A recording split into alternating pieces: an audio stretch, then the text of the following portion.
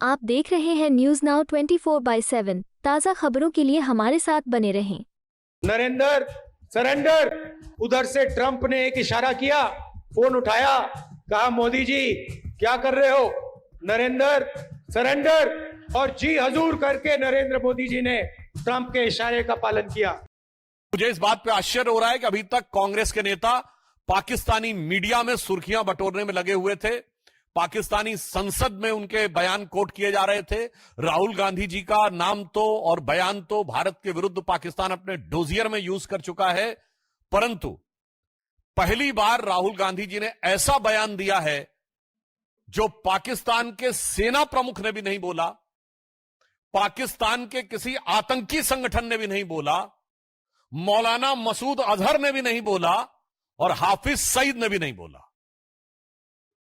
इसमें से किसी ने यह शब्द नहीं बोला है कि भारत ने सरेंडर किया है, बल्कि उन लोगों ने अपनी अपनी तकलीफों का इजहार गाहे बगाहे किया है। मैं पूछना चाहता हूं, वैसे राहुल गांधी जी की बुद्धिमत्ता और विवेकशीलता पर आप सभी लोग परिचित हैं। मात्र 1 वर्ष पहले की बात है, आज 4 जून है। 4 जून को चुनाव परिणाम आए थे। तीसरे अटेम्प्ट में 3 अंक न पाने को जिसको अद्भुत सफलता नजर आ रही हो और पटाखे फोड़ने शुरू कर दिए हो, और तीसरी बार प्रधानमंत्री बनने पर जिसको पराजय नजर आ रही हो, उसकी कितनी समझ है और उसका कितना विवेक है, यह भली भांति समझा जा सकता है। लोकसभा में विपक्ष के नेता और कांग्रेस सांसद राहुल गांधी के बयान पर भाजपा सांसद सुधांशु त्रिवेदी ने कहा, स्वघोषित स्वयंभू सर्वोच्च नेता विपक्ष के नेता राहुल गांधी बेहद घटिया निम्न स्तरीय बयान देकर दुनिया को बता रहे हैं कि विपक्ष का नेता बनने के बाद भी उनमें गंभीरता और परिपक्वता की कमी है, जो इस पद के लिए जरूरी है।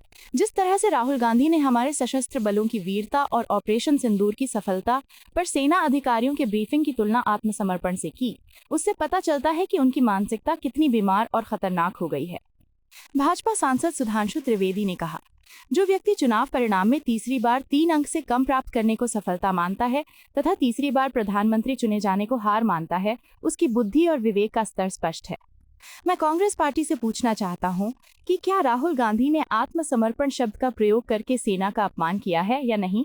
उन्होंने ऐसा शब्द प्रयोग किया है जिसका प्रयोग पाकिस्तान की सेना, आतंकवादी संगठन या संयुक्त राष्ट्र द्वारा घोषित आतंकवादी मसूद अजहर या हाफिज सईद ने भी नहीं किया है। मित्रों, एक तरफ भारत के द्वारा भेजे गए संयुक्त संसदीय दल के में तमाम विपक्षी दलों के सांसद, जिसमें कांग्रेस के सांसद भी हैं, वो दुनिया के भिन्न भिन्न देशों में भारत के पक्ष को गंभीरता के साथ और पूरे राष्ट्र की एकजुटता के साथ रखकर वापस आ रहे हैं, और दूसरी तरफ कांग्रेस के स्वघोषित स्वनामधन्य सर्वकालीन सर्वोच्च नेता और नेता प्रतिपक्ष राहुल गांधी जी निहायत ही ओछी स्तरहीन बातें कर कर यह विश्व को बता रहे हैं कि नेता प्रतिपक्ष का पद पाने के बाद भी उनके अंदर गंभीरता और नेता प्रतिपक्ष की परिपक्वता का घोर अभाव है। मित्रों, यह विषय सिर्फ उनकी अपरिपक्वता का नहीं है, विषय उससे कहीं गंभीर है। राहुल गांधी जी ने जिस प्रकार से हमारी सेना के द्वारा दिखाए गए अप्रतिम शौर्य और सेना के अधिकारियों द्वारा, जिसमें director general military operation, director general air operation, director general navy operations थे, उन्होंने जिस तरीके से ऑपरेशन सिंदूर की सफलता का विवरण दिया है, उसको सरेंडर से तुलना करना यह दर्शाता है कि यह मानसिकता कितनी रोगी और कितनी खतरनाक हो चुकी है। मुझे इस बात पे आश्चर्य हो रहा है कि अभी तक कांग्रेस के नेता पाकिस्तानी मीडिया में सुर्खियां बटोरने में लगे हुए थे। पाकिस्तानी संसद में उनके बयान कोट किए जा रहे थे। राहुल गांधी जी का नाम तो और बयान तो भारत के विरुद्ध पाकिस्तान अपने डोजियर में यूज कर चुका है, परंतु पहली बार राहुल गांधी जी ने ऐसा बयान दिया है जो पाकिस्तान के सेना प्रमुख ने भी नहीं बोला, पाकिस्तान के किसी आतंकी संगठन ने भी नहीं बोला, मौलाना मसूद अजहर ने भी नहीं बोला और हाफिज सईद ने भी नहीं बोला। इसमें से किसी ने यह शब्द नहीं बोला है कि भारत ने सरेंडर किया है, बल्कि उन लोगों ने अपनी अपनी तकलीफों का इजहार गाहे बगाहे किया है। अगर इसके बाद ये बोल रहे हैं तो मैं पूछना चाहता हूं, क्या आप उन नेताओं से एक कदम आगे जाना चाह रहे हैं? यानी अभी तक तो आप पाकिस्तान के लोगों को, पाकिस्तानी सेना और पाकिस्तान के आतंकी संगठनों को कवर फायर देते थे, अब उनके सिरमौर भरने की कोशिश कर रहे हैं। एक हिंदी में कहावत होती है, नया मुल्ला प्याज ज्यादा खाता है, मगर यहां गैर मुल्ला इस कदर प्याज खाने में लगा हुआ है कि उसे लग ही नहीं रहा है कि यह देश के स्वाभिमान और सेना के शौर्य और सेना का कितना भीषण अपमान कर रहा है। मैं पूछना चाहता हूं, वैसे राहुल गांधी जी की बुद्धिमत्ता और विवेकशीलता पर आप सभी लोग परिचित हैं। मात्र एक वर्ष पहले की बात है, आज 4 जून है। 4 जून को चुनाव परिणाम आए थे। तीसरे अटेम्प्ट में 3 अंक न पाने को, जिसको अद्भुत सफलता नजर आ रही हो और पटाखे फोड़ने शुरू कर दिए हो, और तीसरी बार प्रधानमंत्री बनने पर जिसको पराजय नजर आ रही हो, उसकी कितनी समझ है और उसका कितना विवेक है, यह भली भांति समझा जा सकता है।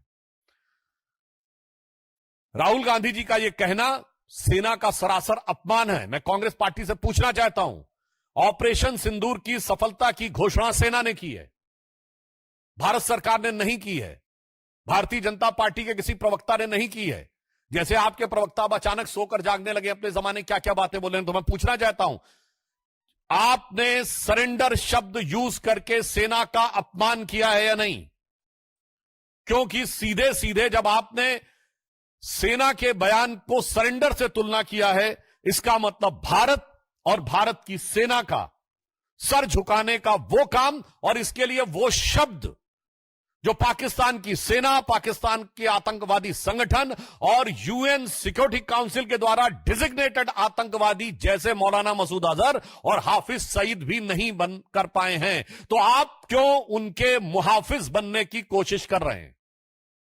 और मैं दूसरा बताना चाहता हूं राहुल गांधी जी से कि अगर आपको यह समझना है सरेंडर, तो याद करिए, राहुल गांधी जी केवल 2 साल पहले आप विदेश में गए थे और आपने कहा था, why the defenders of democracy America and Europe are silent and not interfering in India. यह था सरेंडर। 15 जुलाई 2011 को आपने कहा, it's impossible to totally control terrorism. यह था आतंक के आगे सरेंडर। 26/11 के हमले के बाद आपकी सरकार ने शर्म एल शेख में कहा कि कंपोजिट डायलॉग प्रभावित नहीं होगा आतंकी घटनाओं के साथ। यह था आतंक की मानसिकता के साथ सरेंडर। 1995 में नरसिम्हा राव सरकार के समय एक फोन आया और भारत ने अपना एटॉमिक एक्सप्लोजन रोक दिया। यह था सरेंडर। 1971 में 93,000 प्रिजनर ऑफ वॉर थे। 1971 में 93,000 प्रिजनर ऑफ वॉर थे। फिर भी पीओके क्यों सरेंडर कर दिया? छंब का 160 किलोमीटर का एरिया जीता हुआ क्यों सरेंडर कर दिया? 13,000 किलोमीटर पाकिस्तान के पंजाब और सिंध का जीता हुआ क्यों सरेंडर कर दिया? 54 हमारे सैनिकों को वापस नहीं लिया, उन्हें क्यों सरेंडर कर दिया? 1965 में जीता हुआ हाजीपीर का दर्रा सरेंडर कर दिया। लाहौर से 20 किलोमीटर दूर तक सेना पहुंच गई थी, वो सरेंडर कर दिया। 62 में तो क्या क्या सरेंडर कर दिया। 19 नवंबर 1962 को जवाहरलाल नेहरू का कैनेडी को लिखा गया लेटर है, जिसमें उन्होंने सीधे कहा है कि अमेरिका आकर अमेरिकन पायलट्स हमारी एयरफोर्स को संभाले, जो 2010 में डिक्लासिफाइड हुआ है कैनेडी लाइब्रेरी के द्वारा। 1960 में सिंधु का 80% पानी सरेंडर कर दिया। 1948 में आपने कश्मीर का एक हिस्सा सरेंडर कर दिया। 1947 में मुस्लिम लीग के आगे 1/3 सरेंडर कर दिया। तो राहुल गांधी जी, आपकी पार्टी और आपके खानदान के कारनामे आजाद हिंदुस्तान के कैलेंडरों में सरेंडर से भरे पड़े हैं। और जहां तक हमारे प्रधानमंत्री जी की बात है, बहुत साफ कह देना चाहता हूं, राहुल गांधी जी किसी के आगे सरेंडर कर दें, कांग्रेस ने किया होगा, मगर भारत किसी के आगे सरेंडर नहीं हो सकता। हम विश्व की एकमात्र ऐसी सभ्यता है जो हजारों सालों के आक्रमण के बाद भी आज जीवंत हैं, जिसे आप मानने को तैयार नहीं। हमारे प्रधानमंत्री श्री नरेंद्र मोदी भारत माता के उस शेर की तरह हैं। आपको पता होगा, एक संस्कृत का वाक्य है, नाभिषेको न संस्कारो सिंहस्य क्रियते मृगा विक्रमार्जित राजस्य स्वयं एवं मृगेंद्रता। मृगेंद्र शेर के लिए होता है और उसके अंदर स्वयं वो क्षमता होती है। तो हमारे प्रधानमंत्री श्री नरेंद्र मोदी जी भारत मां के शेर अर्थात हमारे नरेंद्र भारत मां के मृगेंद्र हैं। और आपके खानदान के सरेंडर आजाद हिंदुस्तान के कैलेंडर में भरे पड़े हैं।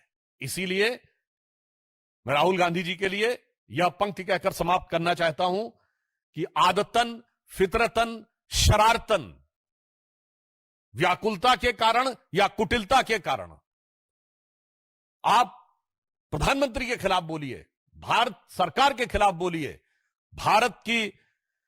भारतीय जनता पार्टी के खिलाफ बोलिए, हमें बर्दाश्त है। पर भारत के स्वाभिमान और भारत की सेना के लेकर आप झूठ बोलेंगे तो यह कतई बर्दाश्त नहीं है। तो इसे सिर्फ एक पंक्ति कहूंगा कि वो पैरवी तो झूठ की करता चला गया, वो पैरवी तो झूठ की करता चला गया, बस उसका चेहरा उतरता चला गया। आपको यह वीडियो पसंद आया हो तो इसे लाइक करें, हमारे चैनल को सब्सक्राइब करें।